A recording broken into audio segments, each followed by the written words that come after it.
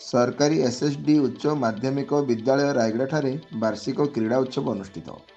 गजपति जिला रायगड़ा ब्लॉक अंतर्गत सरकारी एसएसडी उच्च माध्यमिक विद्यालय रायगड़ा वार्षिक क्रीड़ा उत्सव अनुष्ठित हो जाइछि।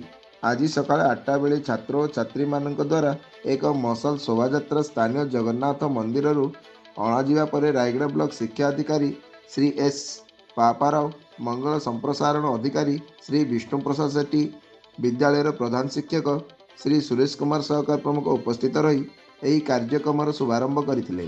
ଏହି ଅବସରରେ ପ୍ରଥମ ଦିବସରେ 100, 200, 800, 1500 ମିଟର ସର୍ଟପୁଟ୍, ଲଙ୍ଗ୍ ଜମ୍ପ ଇତ୍ୟାଦି ପ୍ରତିଯୋଗିତା ଅନୁଷ୍ଠିତ ହୋଇଥିଲା। ଏହି କାର୍ଯ୍ୟକ୍ରମରେ ବିଦ୍ୟାଳୟର ଏମ୍ବି ଆପନ୍ନା, ସୁଦର୍ଶନ ଜେନା, ଶିବପ୍ରସାଦ ଚୌଧୁରୀ, ସତ୍ୟଭାମା ବର୍ଦ୍ଧନ, ସୁନନ୍ଦା ସାହୁ, ଜିତେନ୍ଦ୍ର ଦଳାଇ, ଜିତେନ୍ଦ୍ର ମୁଦୁଲି, ମାନିନୀ ମିଶ୍ର, ପୁରୁଷୋତ୍ତମ ମାଳି ପ୍ରମୁଖ ଉପସ୍ଥିତ ଥିଲେ। विद्यालयर क्रीड़ा शिक्षक श्री संतोष प्रसाद पंडा समस्त कार्यक्रम को परिचालना करथिले। एही क्रीड़ा प्रतियोगिता रे विद्यालयर 560 जन छात्र और छात्री विभिन्न क्रीड़ा रे अंशग्रहण करथिले।